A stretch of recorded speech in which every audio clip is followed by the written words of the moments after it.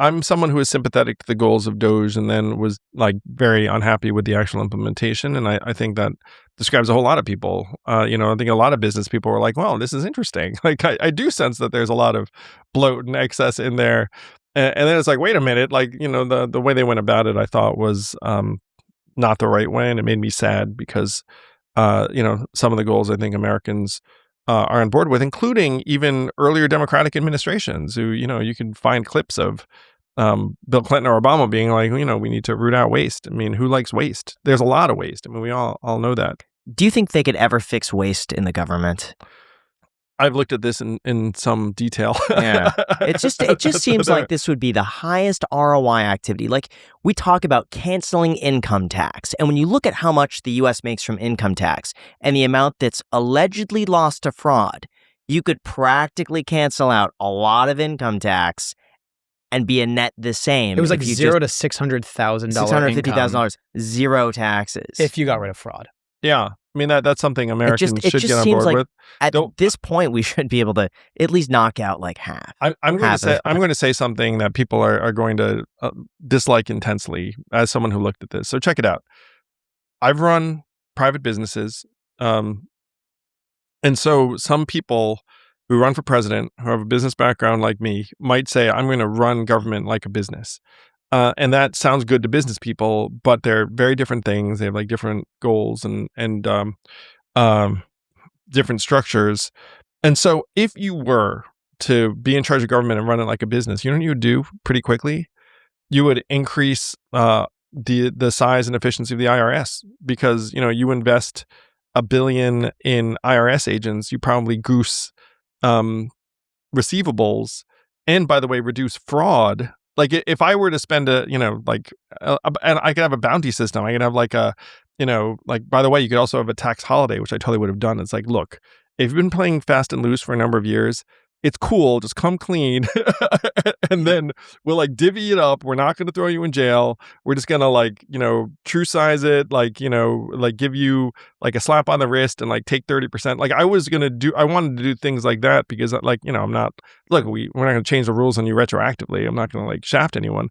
But if you were to run it like a business, that would be a phenomenal investment. Here's what a lot of people say, because I've seen that point and I agree with you, but at the same time, people say, well, why should I be paying taxes when all that money is going to this waste? Like, why target me who's like trying to work and make money when like these people over here are basically just stealing it and wasting it? I would 1,000% agree with that. And I would have been the first person to be like, hey, look, and by the way, I've been on Capitol Hill. I've hung out with, senators and presidents, and ex-presidents and whatnot. As soon as I get in there, their actual desire to try and shrink government, it's like it's very minimal. Like they don't care. They become ensconced in this circuit of fundraising, dinners, and like the rest of it, and the money becomes an abstraction as soon as you're in Capitol Hill, in part because the numbers are so big. But I would have taken joy in being like, look, here's what we're going to do. We're going to ratchet up the ability for our government to catch fraudsters. And that includes people who are right now wasting government money in like a whole million ways. And we all know that exists. It's coming out in dramatic fashion, right now in various quarters. And I would have said, like, that's my responsibility. Go dollar for dollar. It's like anything I ask you to do, I'm going to ask us to do. And then I'd like to beat it because I have like a huge bloated budget to work with. And anyone who's realistically taking a shot at this, and this is one reason why we're so lost, anyone who's really taking a look at this would also include the military in this. And I have a high school buddy who was an Air Force Academy graduate, and he said like his worst day of the year was when he flew over the ocean just dumping oil and gas into the ocean and then I asked like any normal person, I'm just like, why the fuck do you do that? And he was like, well, because if we spent less on fuel in any given year, then our budget would shrink the next year. So we're going to use the amount of fuel that's budgeted. We've heard so many stories of basically exactly that, of waste within the military, of just purposely going and spending money on things you don't need just to be able to get that budget and more the next year. And if they didn't hit that, they just get a lower amount and they may as well just waste the money and get a higher amount. Yes. So you had the biggest efficiency czars in DC, but then they'd be like, "Oh, can't touch the military." But why does it work like that? Because in any other business, it wouldn't be like, hey, if I don't spend all of my money this year, I'm not getting more. Why does it work like that for the government? So the big thing, the big Yangian word I want to leave everyone with from this conversation is incentives. That's what is driving us crazy. That's what's making government not work, is that you have very, very powerful incentives for, let's say, each member of Congress.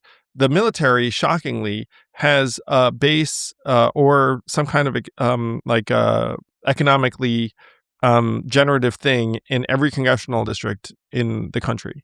Now, why is that? Does it just make sense to have 435 different factories or bases? They do it so that every single member of Congress benefits from military expenditures in terms of jobs they can point to.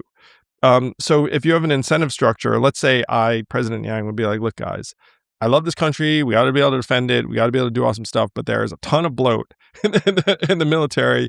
And let's take a look at it. Let's try and get some expenses out. These things don't make us safer, for example. Maybe I could find, by the way, any reasonable person could find a whole host of things that we're doing that have nothing to do with our actual readiness or effectiveness, et cetera, et cetera. But then the incentives are I'm going to reduce the spend in someone's district. And then that person then is why am I have to fight this? Because, you're going to reduce jobs at my base. You're going to reduce jobs at that munitions factory. You're going to reduce jobs at X and Y. So as soon as you end up running afoul of someone's political interests, then they'll fight you tooth and nail. And if I go to the American public too and say, hey, I'm going to reduce military spend, 50% of Americans would be like, screw you. That's terrible. I'm pro-military. I can be like, look, I'm pro-military too. I'm, anyway, I can stop there, but people get it. There's if you were serious about trying to curb excess spending, a military would be included. So here's a theory that we've always joked about on the podcast, and I love mentioning this to anybody in office because hopefully one day it will actually get done. 10,000 accountants all auditing the IRS. Life insurance is one of those things that makes sense for a lot of people out there, but most people just put it off because it feels complicated, expensive, or time-consuming, but it doesn't have to be thanks to our sponsor, Fabric. Fabric by Gerber Life is term life insurance that you can get done today. It's made for busy parents like you. It's all online. It's on your schedule, right from your couch. You could be covered in under 10 minutes with no health exam required. If you have kids, and especially if you're young and healthy, the time to lock in a low rate is now. And even if you have life insurance through your employer, it may not offer you enough protection for your family, and it usually does not follow you if you leave your job. Fabric offers flexible, high-quality policies that fit your family and your budget, including options like $1 million in coverage for less than $1 a day. Fabric is partnered with Gerber Life, trusted by millions of families for over 50 years. There's no risk, and they even have a 30-day money-back guarantee, so you can cancel at any time. Fabric also has free digital wills, tools to invest in your kid's future, and more, all right from your phone. Join the thousands of parents who trust Fabric to protect their family. Apply today in just minutes at meetfabric.com/ICHclips. Again, that's meetfabric.com/ICHclips. MEET fabric.com/ICHclips. The link is also down below in the description. Enjoy. 10,000 accountants all auditing the IRS. And also the government budget, seeing where the money goes. If we had some sort of registry or forum database where you could go in, see how much money is actually going into the IRS, and then line item, where is it being spent? If some random agency in some department, in some state, and whatever, needs to buy some televisions, I want to be able to see where our money is going and which televisions we're buying, and are we paying way above MSRP? Because realistically, we all know that there's some extra fee, extra buffer. We've heard of the $22 muffins or cupcakes that was served at this one party. $1 million bathroom. And the $20 per ounce Starbucks coffee that was being provided at some random government agency party. And so if we actually had some sort of database where you could see line by line what is being spent, then you have 1 million YouTube journalists that are all going to look through it and find a bunch of stuff and expose a bunch of fraud, a bunch of waste. And I think that would be perfect. Once you have that, then you could have someone who runs for office campaigns on the idea of, I'm going to just go in and just cut out all of these things that we all agree is wasteful. If you just we give our money to the government, their job is transparency to us. They're supposed to serve us. But if they just spend our money willy-nilly, then it's I'd enjoy that too. I would. I mean, there's a lot of ridiculousness going on, and we all know it. And it's not in anyone's interest really to go against it, to uncover it, because one person's cost is another person's job. You know what I mean? Like I could find all sorts of like crazy expenses, and then like there are like 1,000 people. There's no who transparency. Are like who are barnacles Yeah. on that. Now, let me say, I'm also like a conscientious human, where it's like, is it your fault that your job relies upon this inefficiency? Like I would argue no. I mean, just like it's not some. But there's a negative economic multiplier But there's on a their negative economic job. multiplier, So sure. what is the purpose at the end of the day? It's like just give them welfare instead of having them like continue to an inefficient system. That would be my at argument. the very least. You know? That would be my argument. It would be, look, in a way, and this was one of the ideas I think Doge was working with. It's like, look, if I buy you out, like we still win. Mm-hmm. You know what I mean? Like I don't want to be like a total jackass, because like if someone got hired in some capacity, I mean, they were just like a random schmo who ended up working at this thing, and they're doing their thing. And I say this in part. So my parents were immigrants to this country. My mom worked at a state university in New York. And so like I worked summers there. And so like you get a sense of like, various departments and employees. My aunt then worked for the state of New Jersey as a researcher.